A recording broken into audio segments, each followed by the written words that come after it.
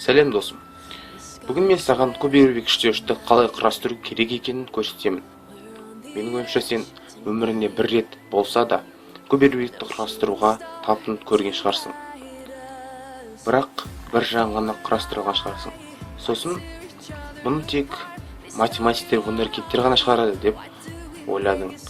Жоқ, олай емес. Көбербекті шығару қиын емес. Тек тәсілін, жолдарын ғана білсең ғана болды. Бүгін мен саған соларға үйретемін. Көбербекті құрастыру үшін 6 кезеңді білу керек. Соның біріншісін саған көрсетейін. Ол дұрыс крест құрастыру немесе қос таңбасына ұқсатып келтіру. Және бір айта кететін жайт, көбербек, егер де сенде стандарт көбербек болатын болса, мысалы мына екеуі стандарт оригинал емес, мына мысалы оригинал кубик, рубик, яғни оларда мысалы ақ түске сары түсінде центрлік кубиктері қарама-қарсы келеді. Мысалы қызғылт сары түске қызыл түс, сосын көк түске мінекей жасыл түс сәйкес келіп отырады. Ең алдымен жаңа мен айтып кеткенде бірінші кезең дұрыс крест құрастыру. Яғни осы жерде мысалы мен өзім ақ жақтан бастап құрастырам. Міне осындай бір крест құрастыру керек. Қазір көрсетемін соны құрастырып.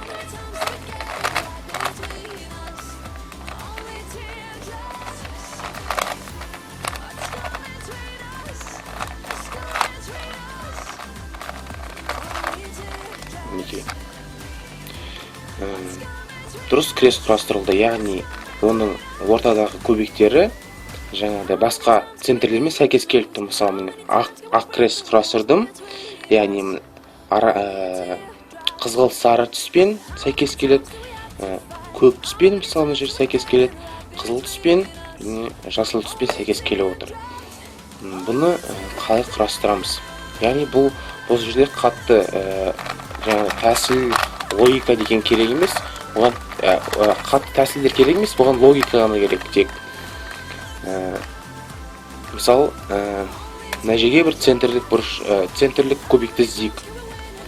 Мысалы, мен көріп қалдым, міне бір ақ центрлік кубик тұр. Оны жоғары көтере саламыз. Яғни мына жерге келді. Бірінші біз осында крест құрастырып алайық. Сондықтан тағы да келесін іздейміз. Міне, тағы да біреуін таптым. Оны осы кубикті мысалы мына жерге алып келіп қою керек. Әкеп қойдым. Енді қалған екеуін келтіру керек.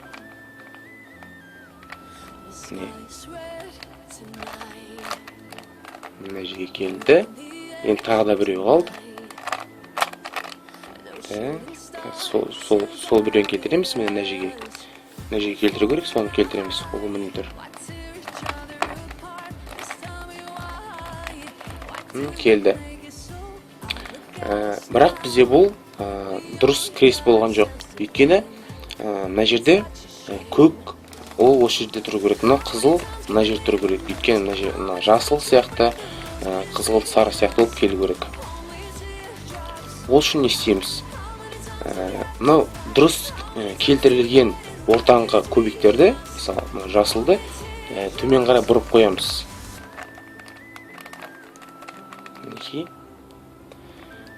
Келесі мына қызғылт сарыны да төмен қарай түсіп қоямыз. Енді осы мына екеуі қалды. Яғни мына қызыл несімен кубикті орнына келтіреміз, яғни мына жерге. Міне келді. Оны да төмен түсіріп қоямыз. Төмен түсті. Енді мына көкті жаңағыдай өзінің центрін дұрыс келтіреміз да орнына кеп қоямыз. Қалғандарын көтере саламыз. Олар бұзылған жоқ, еш жері. Қайттан көтереміз. Орындарына кеп қоя саламыз. Бірінші кезең осылай. Міне ақ дұрыс, яғни міне қызыл сарымен келді, көк көкпен келіп тұр, қызыл қызылмен, жасыл жасылмен келіп тұр. Басқаша жағдайлар кездесе ме екен, көрейік. яғни мысалы мен мына жақта тоже дәл жаңа сияқты ақ крестті құрастыруым керекпін. Бірінші яғни ортаңғы жерде тұратын көбейттерді іздейміз, ақ көбейттерді бірінші. Мысалы міне біреу тұр екен, оны мына жаққа қою үшін мына көбейтті мына жерге қою үшін бұрамыз да, мұны былай келтіреміз. Сосын келесі тағы бір көбейтеміз. Міне мына жерде табылды.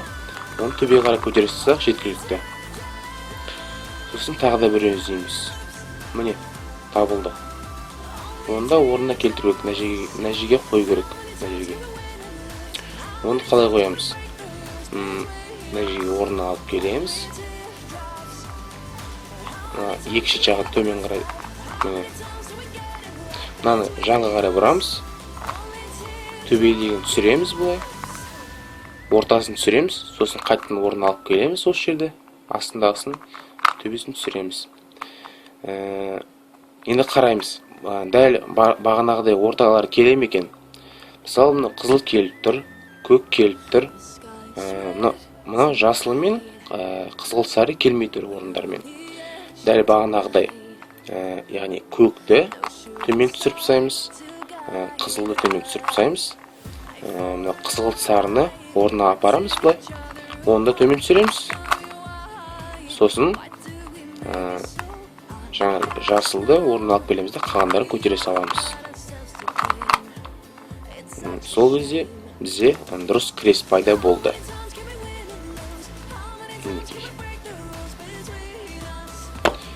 Үшінші көбейтпен қандай жағдайда кездеседі екен? Міне біреу дәл жаңағыдай орында тұр екен, қалған жаңағыдай ортада тұратын көбейттер іздейміз. Бізде үшеуі жоқ, үшеуін іздейміз. Міне біреуін тапты, екеуі де тұр екен, мінекей. Бұны төбеге шығару керек. Мысалы, үстіндегісін мына жаққа қозғалтып салсақ, міне. Мына төбесін шығарсақ, мына жерге келеді. Мынаны бір жерге келтіру керек. Мысалы, мен мына жаққа келтірген келіп тұр, сол жаққа алып қоя салам. Үшінші көбек қайда, қалған көбек? Ол мұнда тұр екен. Оны біз мұнда алып келуіміз керек. Не істейміз? Төмен түсіріп шығарып аламыз бірінші. Ол көбек міне мұнда тұр.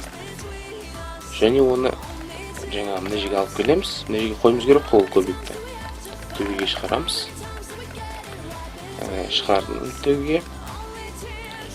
Енді дұрыс крест құрастыруымыз керек. Енді мысалы көкті орнына алып қойдық. Міне бізде бір қозғалыс арқылы, бір қозғалту арқылы бәрі орнына түсті.